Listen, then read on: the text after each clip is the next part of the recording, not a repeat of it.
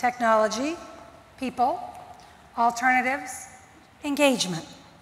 Our next speaker is the owner and founder of the Common Man family of restaurants. Last year, Business New Hampshire magazine named the Common Man the business of the decade.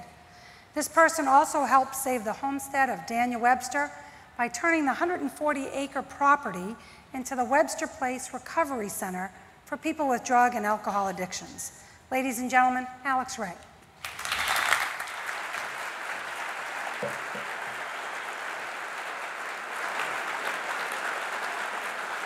Hello and good evening. I'm very humbled to be up here among the crowd. I want you to take a look around you, take a good look. There's no question you're looking at New Hampshire's moving force. You all shape the direction of our community, state, and even our country. Not just every 4 years, but every day in every way. Your involvement and passion really is New Hampshire's resource. You are the real New Hampshire advantage, and I applaud you.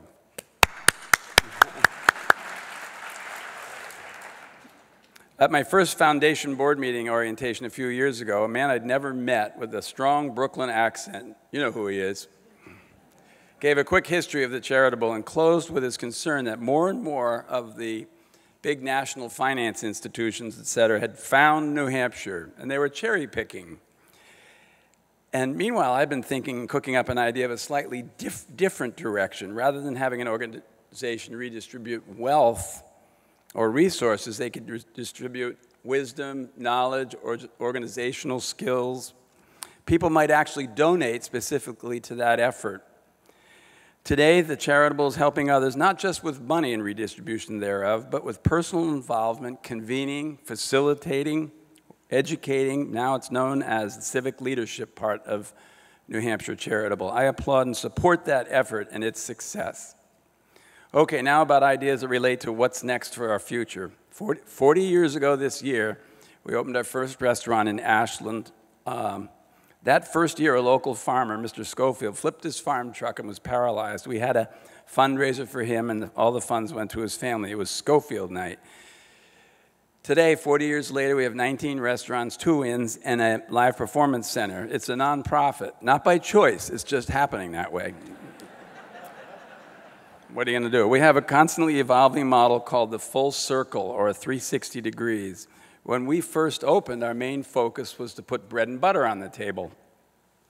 Today, our focus has changed from one of simply profit to one of sustainability and growth as measured by good jobs. Our payroll this year is $10 million. That sometimes feels good, and on Fridays, it doesn't feel so good. Also, we love recycling old buildings, not just for restaurants, but other projects we have interests in. The full circle's simple. Take your hard-earned margins and resources and give them back, first to your employees, through compensation, benefits, professional growth, appreciation, security, pride. Then take what's left and share it in the communities, in your own neighborhoods or elsewhere. We also pay our help 2 days a year to volunteer for a nonprofit at their full pay.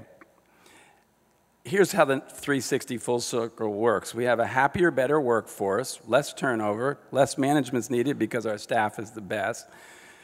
And that makes the guests happier, feeling good about dining with us. So the bottom line takes care of itself. Not exactly. We are in a business that has to offer value and have to perform well or we won't survive. A few years ago, Governor Lynch was up our way at a small gathering, and he was speaking about how tough the economic times were.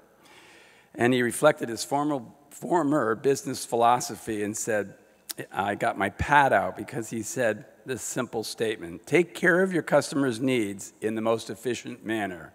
It was the shortest business study that I ever heard, and it was 8 words or 9 words, and I thought it was beautiful, and I have to fool around with things, so I just wanted to add my input. And don't be greedy. Share your resources. It's that simple. Thank you.